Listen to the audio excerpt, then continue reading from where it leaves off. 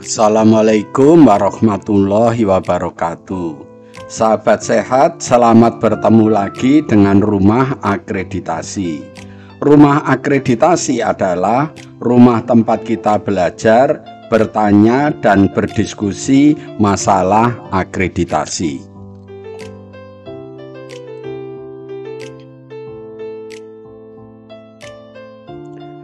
Kali ini kita akan memberikan tutorial tentang sistem informasi Puskesmas ya.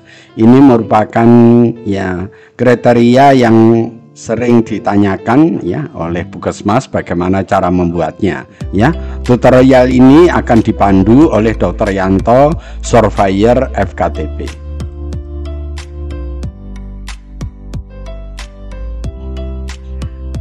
Untuk memahami sistem informasi Puskesmas ya, kita harus memahami beberapa pengertian dulu ya.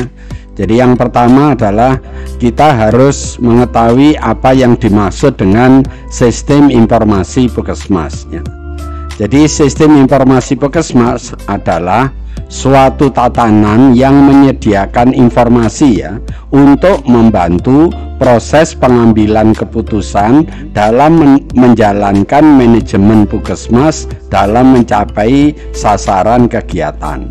Jadi sekali lagi yang dimaksud dengan sistem informasi Puskesmas adalah suatu sistem yang menyediakan informasi. Jadi di Puskesmas itu dibuat sistem untuk menyediakan informasi. Nah, informasi-informasi yang dikumpulkan itu akan digunakan untuk mengambil suatu keputusan dalam melaksanakan manajemen Puskesmas. Jadi itu yang dimaksud sistem informasi Puskesmas ya.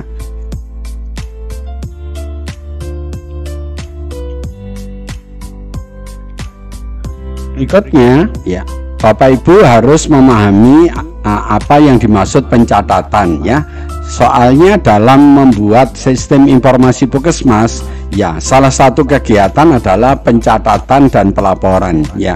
Untuk itu Bapak Ibu harus paham tentang apa yang dimaksud dengan pencatatan ya.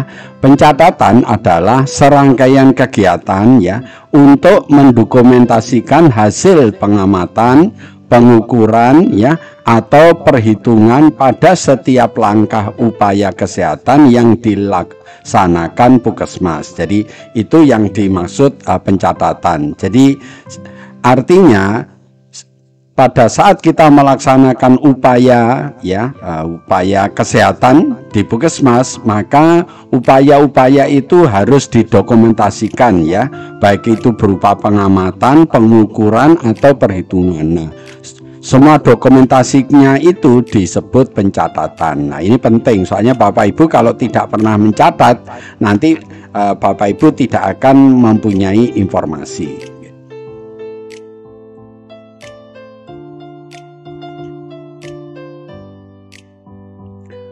Berikutnya adalah pelaporan ya.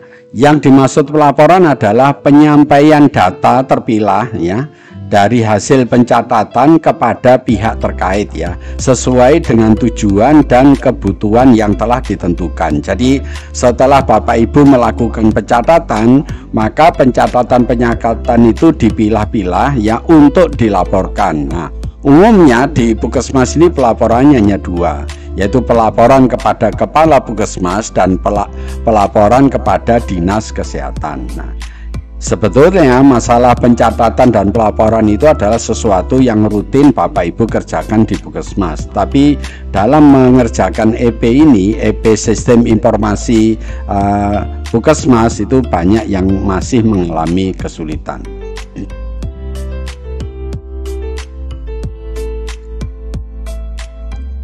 Berikutnya adalah kita pahami apa tujuan dari sistem informasi Puskesmas. Jadi yang pertama adalah sistem informasi Puskesmas itu bertujuan untuk mewujudkan penyelenggaraan sistem informasi Puskesmas yang terintegrasi. Jadi artinya dengan buatnya sistem informasi Puskesmas ya, semua informasi itu terintegrasi di dalamnya. Jadi kalau kita mau menanyakan tentang data atau informasi yang ada di Puskesmas, cukup menghubungi atau cukup melihat di sistem informasi Puskesmas ya. Kemudian yang kedua adalah menjamin ketersediaan data dan informasi yang berkualitas, berkesinambungan dan mudah diakses ya. Dengan mempunyai sistem informasi Puskesmas diharapkan datanya itu berkualitas ya, data itu berkesinambungan dan data itu mudah diakses oleh siapapun ya. Jadi itu adalah tujuan dari sistem informasi Puskesmas. Kemudian yang ketiga adalah meningkatkan kualitas pembangunan kesehatan ya, dengan terbentuknya sistem informasi Puskesmas yang berkualitas, nanti diharapkan sistem pembangunan kesehatan juga ikut berkualitas. Jadi itu adalah sekali lagi beberapa tujuan tentang didirikannya atau disiapkan sistem informasi Puskesmas.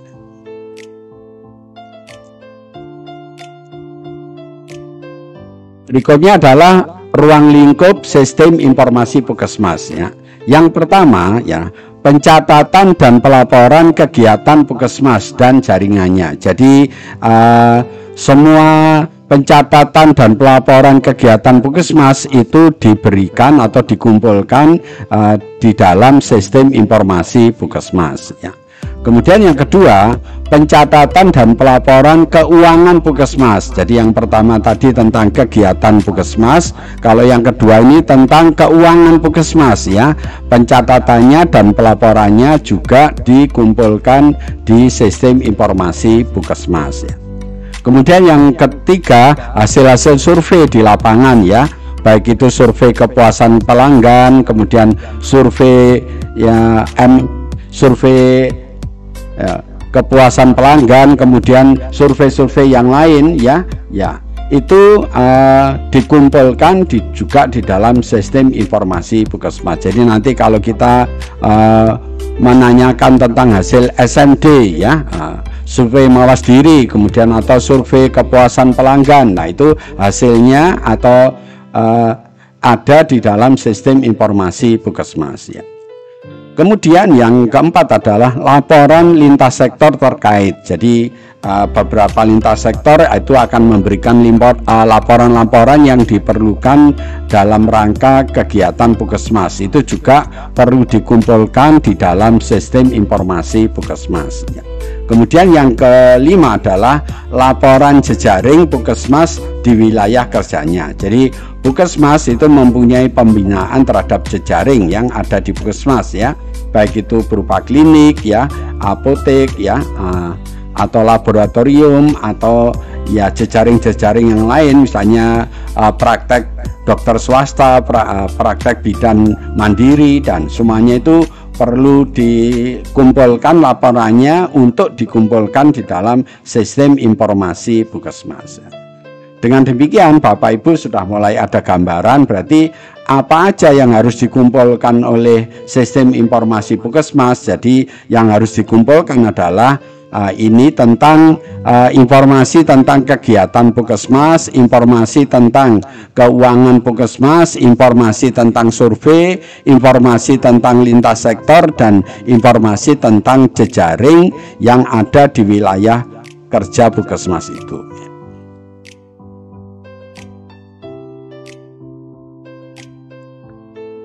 Berikutnya adalah kita harus memahami bagaimana atau apa aja tentang pencatatan yang ada di sistem informasi Puskesmas ya. Jadi ruang lingkup dari pencatatan sistem informasi Puskesmas itu meliputi data dasar. Jadi data dasar Puskesmas ini perlu Bapak Ibu kumpulkan ya. Kemudian yang kedua adalah data program. Jadi yang perlu dicatat itu meliputi sekali lagi adalah data dasar dan data program ya. Data dasar itu seperti ya batas-batasnya ya, luasnya berapa, jumlah penduduknya berapa, jumlah SD-nya berapa, jumlah SMP-nya berapa, dan seterusnya. Itu merupakan data dasar dan data program ya. Program nanti secara garis besar ada program UKM dan program UKP ya.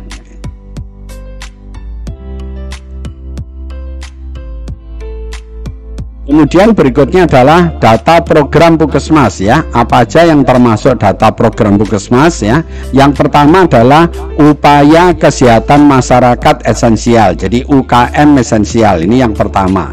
Kemudian yang kedua adalah upaya kesehatan masyarakat pengembangan ya. Ini juga Bapak Ibu perlu kumpulkan untuk dimasukkan di dalam sistem informasi Puskesmas. Kemudian upaya kesehatan perorangan dan program penunjang lainnya ya. Program penunjang lainnya itu seperti ya laboratorium ya, farmasi, itu merupakan program penunjang. Jadi ini adalah data program yang perlu Bapak Ibu kumpulkan ya. UKM-nya ada dua, UKM esensial dan UKM pengembangan, kemudian UKM kemudian UKP dan penunjangnya. Nah, penunjangnya adalah laboratorium dan farmasi ya.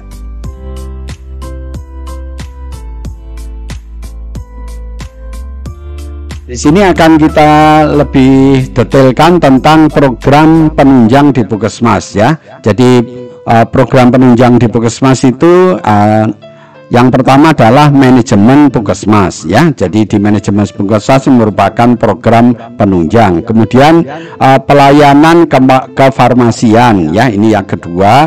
Kemudian yang ketiga adalah pelayanan keperawatan kesehatan masyarakat ya, ini merupakan juga program penunjang. Kemudian yang keempat pelayanan laboratorium. Kemudian yang kelima adalah kunjungan keluarga. Jadi lengkapnya program penunjang yang ada di Puskesmas ini ada 5, yaitu manajemen Puskesmas, kemudian pelayanan kefarmasian, kemudian pelayanan keperawatan kesehatan masyarakat, kemudian pelayanan laboratorium, dan yang kelima adalah kunjungan keluarga. Ini adalah program penunjang yang ada di Puskesmas.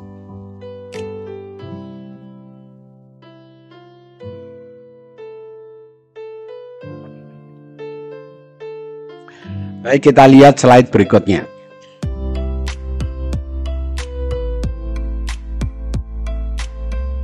Berikutnya adalah tentang pencatatan ya, pencatatan di dalam sistem informasi Puskesmas ya. Jadi cara mencatat di dalam sistem informasi Puskesmas ini bisa berupa kartu ya. Nah, kartu ini bisa kartu ibu hamil, bisa kartu menuju sehat. Jadi kartunya ini bermacam-macam. Nah, kartu ini seperti ini, kartu pemeriksaan ibu hamil ya. Ini juga merupakan jenis pencatatan ya. Kemudian yang kedua tentang formulir ya.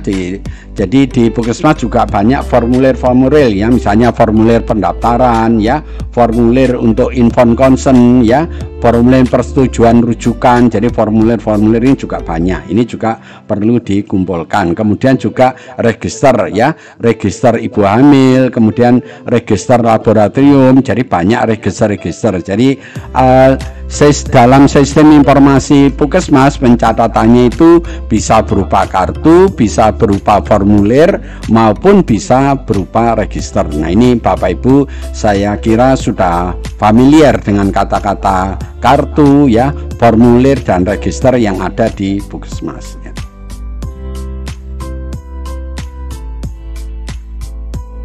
Berikutnya, kalau kita sudah paham tentang pencatatan, berikutnya adalah pelaporan ya. Pelaporan yang ada di sistem informasi Puskesmas ya. Pelaporannya apa aja ya? Jadi bisa dibagi menjadi pelaporan atau laporan data dasar. Jadi data dasar yang dikumpulkan tadi itu juga perlu dilaporkan. Juga tentang laporan data program. Nah, ini juga perlu dikumpulkan juga. Kemudian laporan data program ini dibagi menjadi laporan mingguan ya. Umumnya yang namanya laporan mingguan contohnya adalah wabah ya, atau KLB. KLB atau wabah itu perlu dilaporkan secara mingguan. Ada juga yang laporan bulanan lah. Laporan bulanan ini umumnya berupa program ya, misalnya laporan imunisasi, laporan tuberkulosis. Jadi laporan-laporan tentang itu program itu dilaporkan secara bulanan, dan ada juga laporan tahunan. Jadi laporannya itu bisa mingguan, bisa bulanan, dan bisa tahunan ya. Ini adalah jenis-jenis laporan yang ada di sistem informasi Puskesmas ya.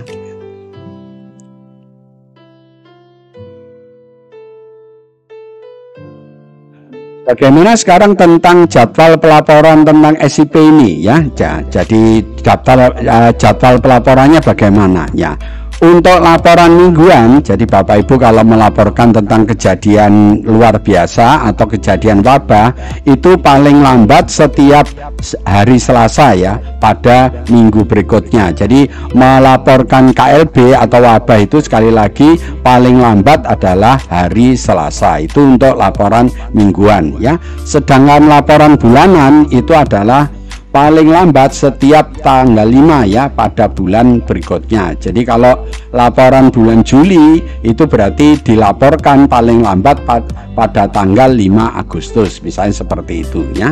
Jadi laporan bulan September itu berarti dilaporkan paling lambat pada tanggal 5 Oktober ya, itu maksudnya yang laporan bulanan. Sedangkan untuk laporan tahunan itu paling lambat adalah tanggal 5 pada bulan Januari. Jadi kalau nanti Bapak Ibu misalnya melaporkan laporan tahunan tahun 2023, berarti laporan 23 itu dilaporkan paling lambat tanggal 5 Januari tahun 2024. Jadi itu supaya Bapak Ibu mengetahui bahwa dalam melaporkan ya, itu tidak boleh terlambat ya, baik itu laporan mingguan, laporan bulanan maupun laporan tahunan.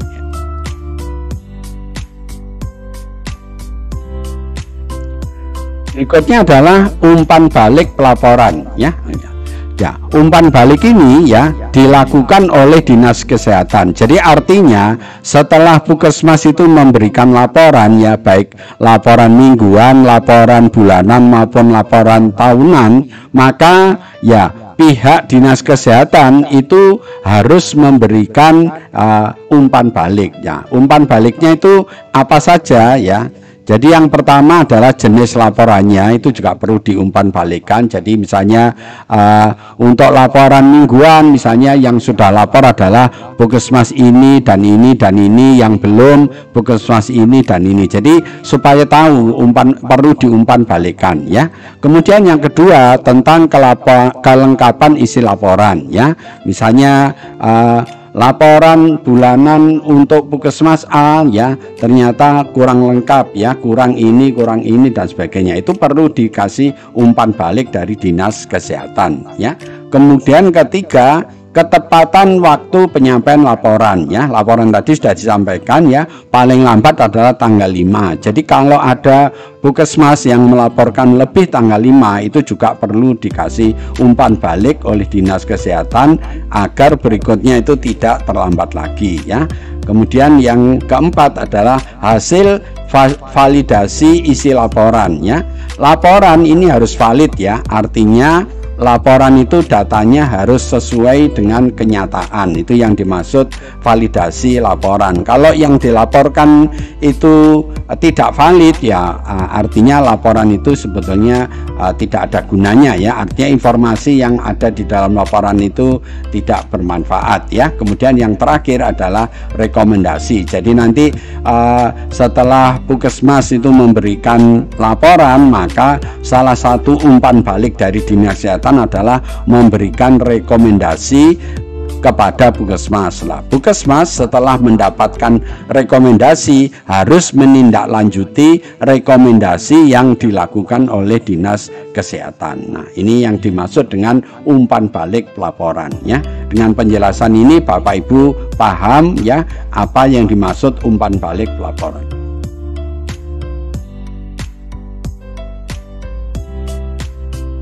Kemudian sekarang timnya ya, Bapak Ibu yang ada di Puskesmas kalau ingin membuat tim sistem informasi Puskesmas ya, anggotanya bagaimana ya, ini disebutkan ya. Yang pertama adalah tenaga non kesehatan yang memiliki kompetensi sistem informasi. Jadi dalam hal ini di Puskesmas dipilih tenaga yang mempunyai kompetensi di bidang IT ya. Jadi kalau ada tenaga di Puskesmas yang mempunyai di bidang IT, itu perlu dimasukkan di dalam tim informasi Puskesmas ya. Kemudian adalah yang kedua adalah tenaga kesehatan yang mempunyai atau memiliki kompetensi di bidang epidemiologi dan statistik. Jadi untuk membuat tim sistem informasi Puskesmas ada dua kompetensi yang Bapak Ibu perlu tetapkan. Yang pertama adalah tenaga yang mempunyai kompetensi IT, kemudian yang kedua adalah tenaga kesehatan yang mempunyai kompetensi di bidang epidemiologi dan statistik. Nah, dua orang ini ya, dua macam orang ini adalah yang perlu dijadikan anggota dari tim sistem informasi Puskesmas. Jadi sekali lagi nanti kalau Bapak Ibu ingin membuat tim sistem informasi Puskesmas harus mencari dua kriteria ini ya. Ya, kriteria satu yang mempunyai kemampuan IT, yang kedua tenaga kesehatan yang mempunyai kompetensi di bidang epidemiologi dan statistik.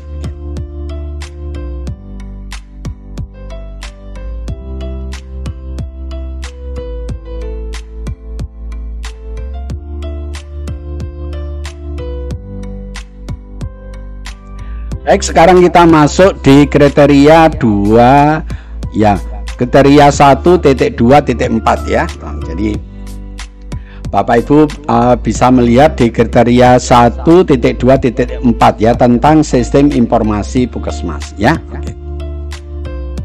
Di situ disebutkan dalam kriteria 1.2.4 Puskesmas menjamin ketersediaan data dan informasi melalui penyelenggaraan sistem informasi Puskesmas. Artinya, kriteria dalam 1.2.4 ini Puskesmas harus membuat sistem informasi Puskesmas agar Puskesmas itu mempunyai data dan informasi tentang Puskesmas itu. Nah, ini yang dimaksud dengan kriteria 1.2.4.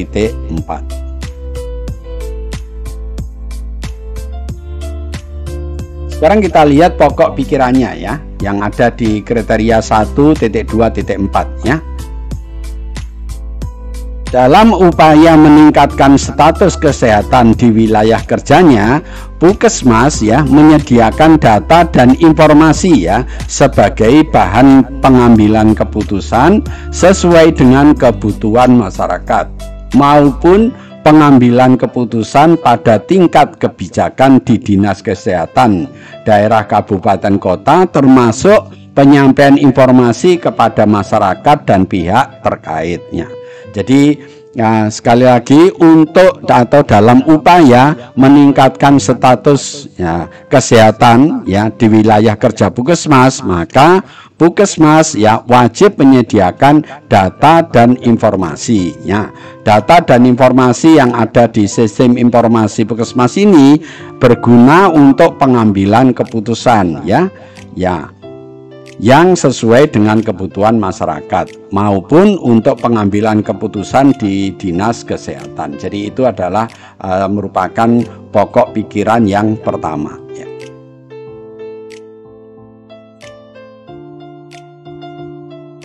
Berikutnya ya, ketersediaan data dan informasi ya akan memudahkan tim mutu ya, para penanggung jawab upaya, koordinator pelayanan, dan masing-masing pelaksana kegiatan baik UKM maupun UKP, laboratorium, dan kefarmasian dalam merencanakan, melaksanakan, memantau, dan mengevaluasi keberhasilan upaya kegiatan peningkatan mutu dan keselamatan pengguna layanan. Jadi maksudnya jika Puskesmas itu telah mempunyai sistem informasi Puskesmas, maka Puskesmas itu mempunyai data dan informasi. Nah, kalau data dan informasi itu sudah ada di Puskesmas, maka tim mutu ya penanggung jawab upaya, jadi PJ UKM misalnya, juga koordinator dan pelaksana, itu ya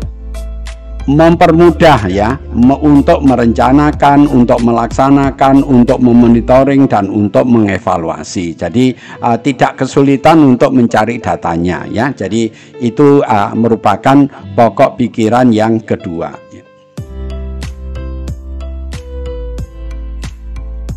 Berikutnya ya, data dan informasi tersebut minimal meliputi ya, minimal itu data dasar dan data program serta data dan informasi lain yang ditetapkan oleh Dinas Kesehatan ya, atau Dinas Kesehatan Provinsi atau oleh Kementerian Kesehatan. Jadi data-data yang perlu dikumpulkan dalam sistem informasi Puskesmas itu minimal merupakan data dasar dan data program ya, dan data informasi lain yang diminta ya, baik oleh itu Dinas Kesehatan Provinsi maupun oleh Kementerian Kesehatan ya.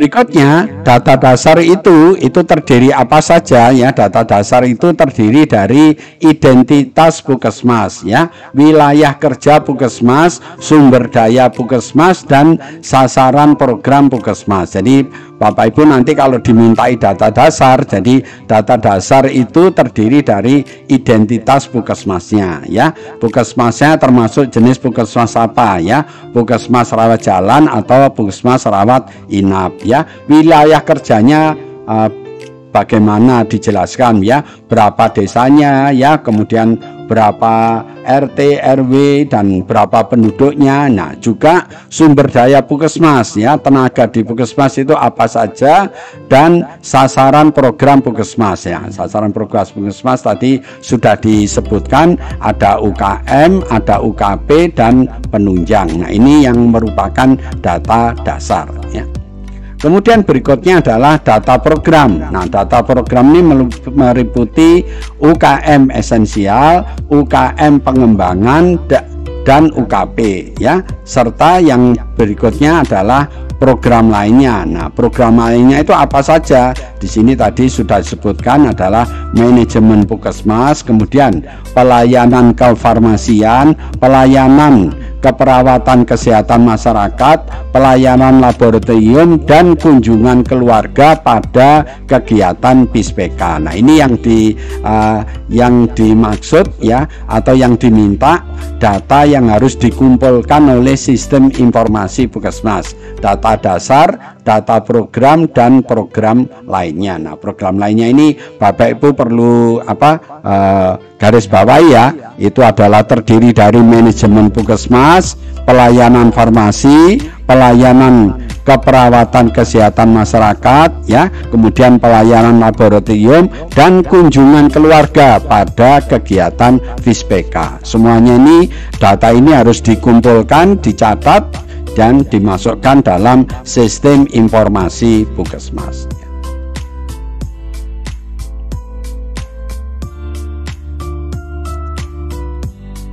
Berikutnya, pengumpulan, penyimpanan, analisis, dan pelaporan data yang masuk ke dalam sistem informasi dilakukan sesuai dengan periode yang telah ditentukan. Jadi umumnya pencatatan dan itu pelaporan itu dilakukan secara bulanan ya, baik. Sebetulnya ada juga yang mingguan dan ada tahunan, tetapi yang pada umumnya periodenya itu adalah bulanan ya. Jadi itu perlu dikumpulkan, kemudian disimpan, dianalisis, dan dilaporkan ya.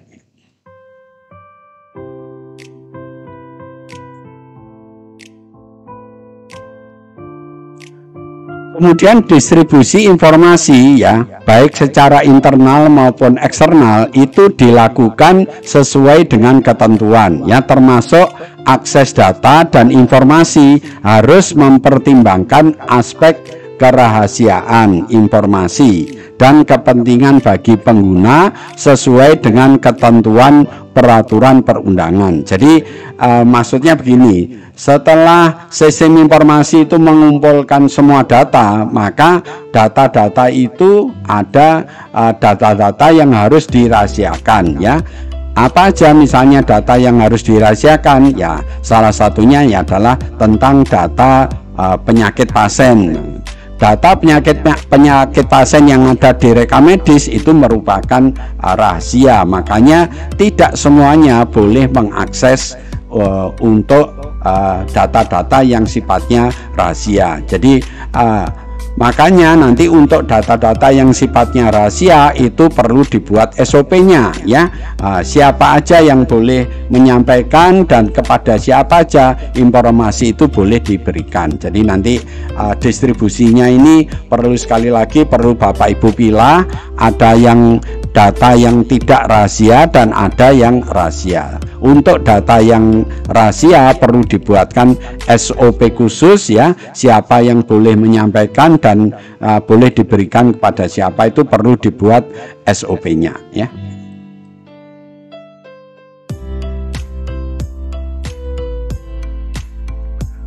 Berikutnya adalah sistem informasi Puskesmas dapat diselenggarakan secara elektronik atau non-elektronik. Jadi Bapak Ibu dalam membuat sistem informasi Puskesmas itu pilihannya dua, boleh secara elektronik, boleh juga secara non-elektronik. Semua itu tergantung dari sumber daya Puskesmas. Jadi yang penting Bapak Ibu mempunyai sistem informasi Puskesmas, ya. Baik itu dilakukan secara elektronik maupun non elektronik itu tidak masalah. Yang penting sistem informasinya itu dibuat dan dijalankan, ya.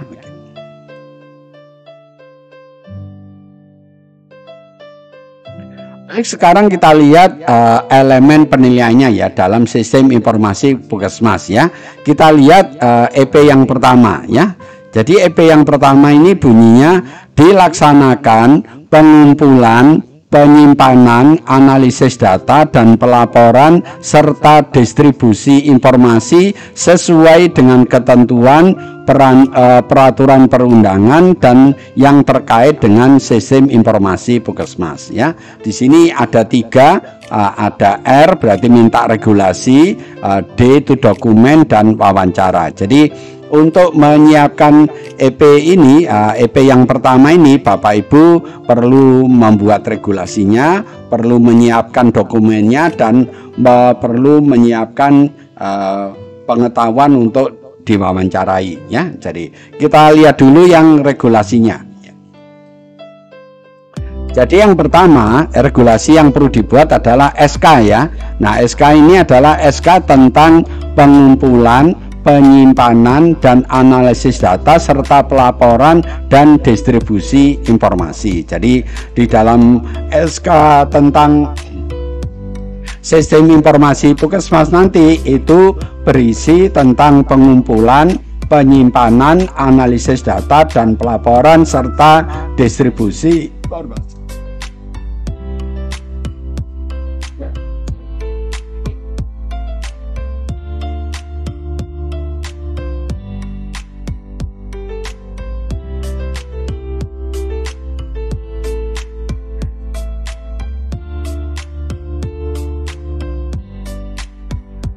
Kemudian yang kedua tentang SOP.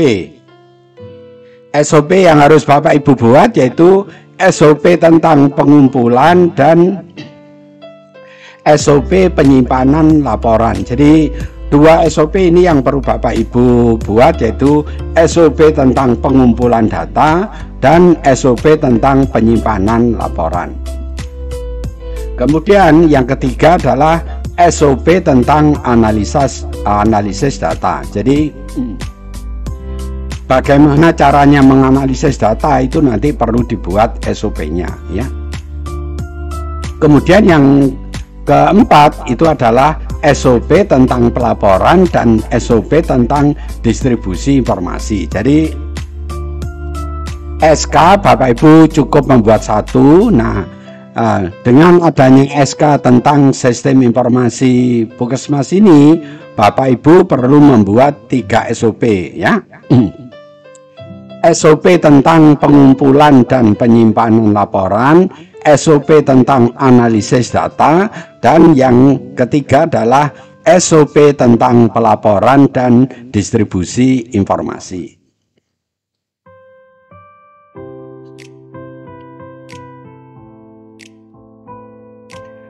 Berikutnya yang kedua adalah tentang dokumen ya. Dokumen apa aja yang harus dikumpulkan ya? Yang pertama adalah bukti pengumpulan dan penyimpanan laporan ya. Kegiatan yang ada di sistem informasi Puskesmas tadi kan berupa pencatatan dan pelaporan. Makanya Bapak Ibu harus membuktikan ya, harus mempunyai bukti tentang pengumpulan dan penyimpanan laporan. Jadi bukti tadi sudah disebutkan, bisa berupa kartu ya, bisa berupa formulir maupun bisa berupa register. Nah, kartu, formulir dan register itu perlu dikumpulkan. Kemudian disimpan di mana laporannya itu juga perlu dibuktikan ya. Kemudian ya, setelah data itu dikumpulkan ya, juga perlu dianalisis ya. Jadi menganalisis ini adalah jika data-data itu misalnya cakupannya kurang ya, makanya kenapa kurang itu perlu dicari apa penyebabnya. Jadi yang namanya analisis itu adalah upaya untuk mencari penyebab dari masalah itu ya. Nanti setelah ketemu penyebabnya, nanti dilanjutkan dengan rencana tindak lanjut. Nah, bukti-bukti telah dilaksanakan analisis ini Bapak Ibu juga perlu buktikan ya. Kemudian bukti tentang pelaporan ya. Pelaporan sekarang ini ada 2, baik pelaporan menggunakan aplikasi maupun pelaporan menggunakan manual. Jadi Bapak Ibu kalau aplikasi ya bisa di print atau di screenshot ya. Kemudian kalau laporan-laporan yang manual Bapak Ibu bisa copy ya. Serta tentang bukti distribusi ya. Distribusi ini informasi ini didistribusikan kemana ya. Misalnya kan salah satunya dilaporkan ke Dinas Kesehatan ya. Berikutnya adalah diinformasikan ke masyarakat ya. Bisa melalui web ya, bisa melalui Instagram atau lewat media sosial yang lain. Itu bukti dilakukan distribusi informasi kepada masyarakat. Jadi data dan informasi yang ada di sistem informasi Puskesmas itu perlu didistribusikan ya.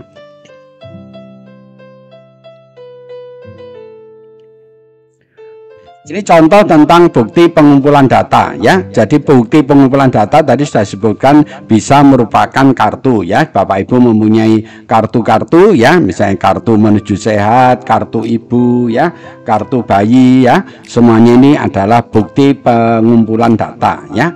Bisa berupa formulir ya, formulir pendaftaran, formulir persetujuan rujukan ya. Ya, itu yang dimaksud dengan formulir Bapak Ibu perlu kumpulkan. Kemudian yang ketiga tentang register. Nah, register ini banyak sekali ya. Register KIA ya, register tentang laboratorium ya, dan register-register yang lain itu Bapak Ibu juga perlu kumpulkan. Ini perlu ditunjukkan itu merupakan bukti pengumpulan data.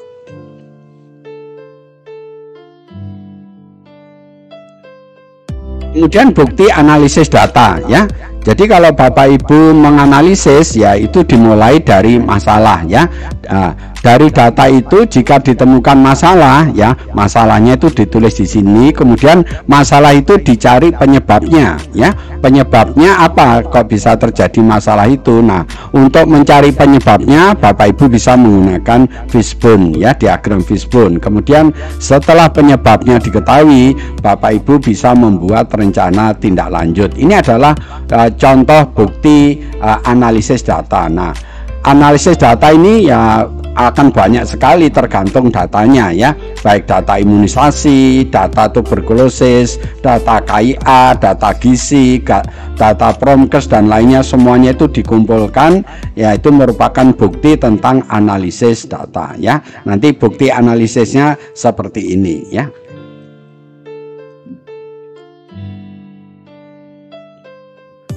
Berikutnya adalah bukti pelaporan data. Nah, Bapak itu juga harus mempunyai bukti pelaporan data. Tadi sudah saya sampaikan, pelaporan data ini bisa dilaporkan lewat aplikasi maupun lewat manual ya. Oke, ya.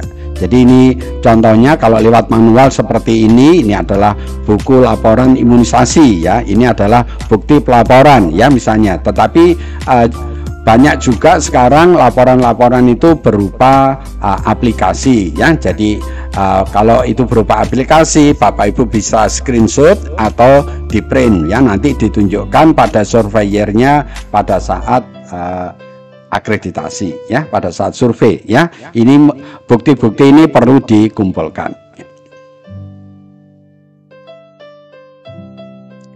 Kemudian berikutnya adalah bukti distribusi data ya. Data yang Bapak Ibu kumpulkan dalam sistem informasi Puskesmas itu juga perlu didistribusikan ya. Salah satunya adalah melalui web ya. Banyak puskesmas-puskesmas yang sekarang sudah mempunyai web ya. Ini misalnya selamat datang web Puskesmas Pangkalan Kering Pangkalan Kerinci 2 ini misalnya ya. Jadi ini adalah contoh distribusi data yang diinformasikan oleh web Puskesmas ya.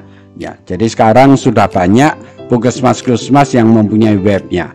Tapi mendistribusikan ini tidak selalu lewat web, bisa juga lewat papan pengumuman ya. Kalau di Puskesmas ada papan pengumuman, nah papan pengumuman itu merupakan juga bukti distribusi data ya.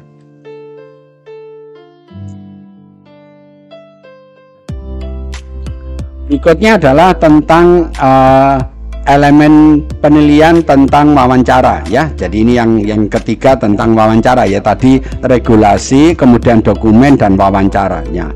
Siapa yang diwawancarai ya? Yang diwawancarai ini adalah KTU-nya, para PJ, koordinator dan pelaksana kegiatan ya.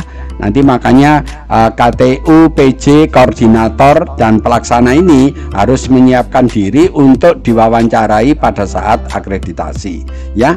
Diwawancarai tentang apa ya? Diwawancarai tentang ini penggalian informasi terkait proses pengumpulan, penyimpanan, analisis, pelaporan dan distribusi informasi. Jadi nanti baik KTU, PJ, koordinator, pelaksana nanti bisa menjawab atau menjelaskan tentang bagaimana data itu dikumpulkan, data itu disimpan, data itu dianalisis serta dilaporkan dan didistribusikan. Nanti kalau semuanya bisa dijelaskan dengan baik, nanti untuk wawancara ini juga akan diberi nilai yang baik ya. Ini tentang wawancara.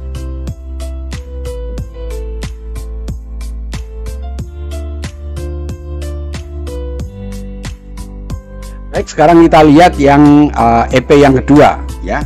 Dilakukan evaluasi dan tindak lanjut ya terhadap penyelenggaraan sistem informasi Puskesmas secara periodik. Nah, ini ada dua ya, dokumen dan wawancara. Jadi untuk memenuhi EP yang nomor 2 ini ya, Bapak Ibu menyiapkan dokumennya dan menyiapkan wawancaranya. Sekarang dokumennya apa aja yang perlu Bapak Ibu siapkan ya.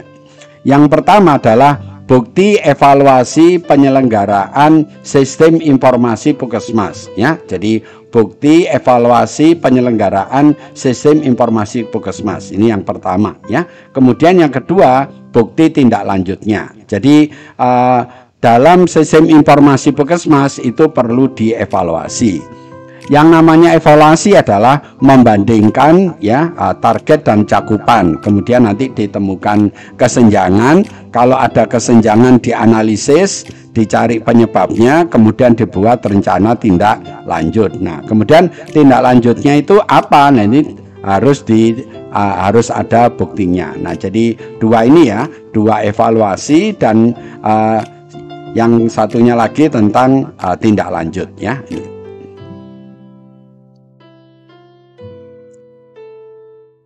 Ini contoh tentang bukti evaluasi sistem informasi Puskesmas. Jadi contohnya seperti ini, kegiatan sistem informasi Puskesmas misalnya tentang pencatatan data atau analisis data, pelaporan data dan distribusi data. Misalnya targetnya berapa, misalnya targetnya 100% semua, cakupannya berapa ya, cakupannya misalnya untuk pencatatan data 90%, untuk analisis data 80%, untuk pelaporan data 100%, untuk distribusi data misalnya 85%. Berarti setelah membandingkan antara target dan cakupan ini akan ketemu kesenjangan. Ini misalnya minus 10%, minus 20%. Kalau ini tercapai berarti tidak ada kesenjangan. Kemudian yang ini minus 15%. Kalau ada kesenjangan berarti perlu dilanjutkan dengan analisa atau dengan dianalisa.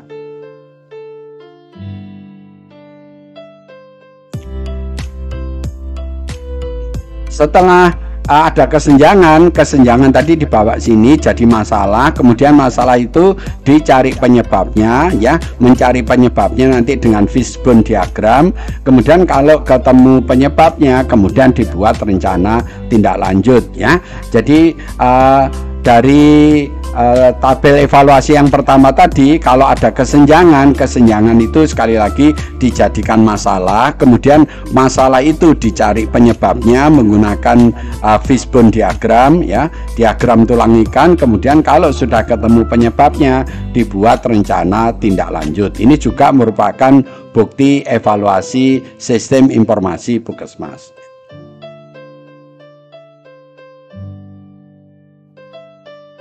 Kemudian yang berikutnya adalah wawancara ya. Jadi EP yang kedua ini juga ada wawancara ya. Siapa yang diwawancarai ya? Yang pertama adalah KTU dan petugas sistem informasi Puskesmas ya. Ini akan diwawancarai ya. Tentang apa? Yaitu penggalian informasi terkait proses dan hasil evaluasi serta tindak lanjut penyelenggaraan sistem informasi Puskesmas. Nah, ini makanya Bapak Ibu KTU dan petugas sistem informasi Puskesmas harus menyiapkan diri untuk diwawancarai. Tentang apa? Yaitu tentang ini proses evaluasi dan tindak lanjut tentang sistem informasi Puskesmas.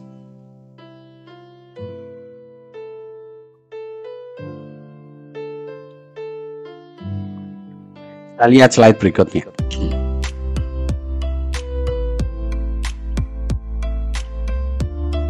Berikutnya adalah EP yang nomor 3 ya. Terdapat informasi pencapaian kinerja Puskesmas melalui sistem informasi Puskesmas. Artinya Bapak Ibu kan melakukan PKP ya. PKP itu harus dapat diinformasikan atau dapat dikumpulkan melalui sistem informasi Puskesmas. Ini maksud dari EP yang ketiga ini. Ada 2 ya, yang diminta Bapak Ibu menyiapkan dokumennya dan observasi ya.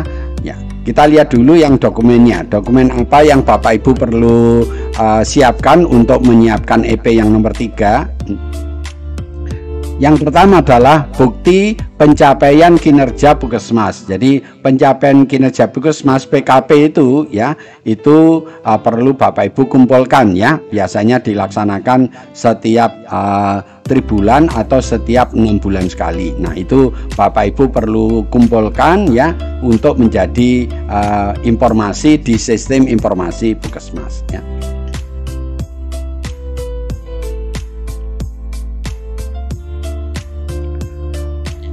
Jadi di dalam pencapaian kinerja ya, itu contohnya seperti ini. Nanti ada nomor 1, kegiatannya apa ya. Kegiatan itu mempunyai targetnya berapa ditulis di sini. Kemudian cakupannya berapa ya. Nah, kemudian dilakukan analisis ya. Analisis itu penyebabnya apa, kemudian dibuat rencana tindak lanjut. Ini bukti informasi yang bisa Bapak Ibu tampilkan di sistem informasi Puskesmas ya. Jadi sekali lagi hasil PKP tadi dimasukkan ke sini ya.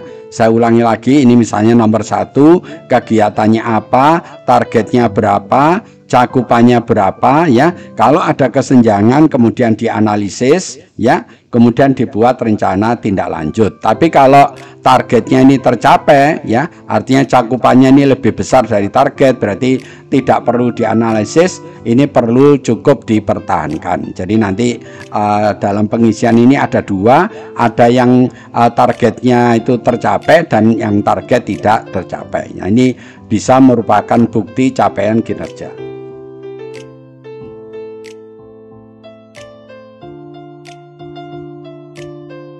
Berikutnya adalah tentang observasi ya. Jadi untuk memenuhi EP3 ya, ini juga observasi. Yang dimaksud observasi itu surveyornya ya, itu melakukan telusur fasilitas ya. Jadi pengamatan surveyor tentang penyajian informasi ya, tentang pencapaian kinerja Puskesmas. Jadi capaian kinerja Puskesmas itu yang setelah dikumpulkan itu penyajiannya bagaimana ya, itu perlu dilihat oleh Puskesmas. Kan Puskesmas itu kan banyak yang menyajikan tentang informasi ini di papan-papan ya. Papan-papannya dibuat data-data, dibuat tabel-tabel yang bagus.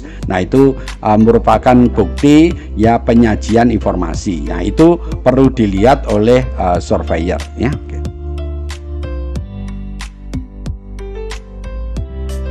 Ini contoh tentang bukti penyajian informasi ya. Nah, jadi Bapak Ibu kalau di Puskesmas kan sering melihat Puskesmas di dindingnya itu dipenuhi oleh informasi-informasi ini. Nah, informasi ini merupakan bukti ya tentang penyajian informasi yang dilakukan oleh sistem informasi Puskesmas ya.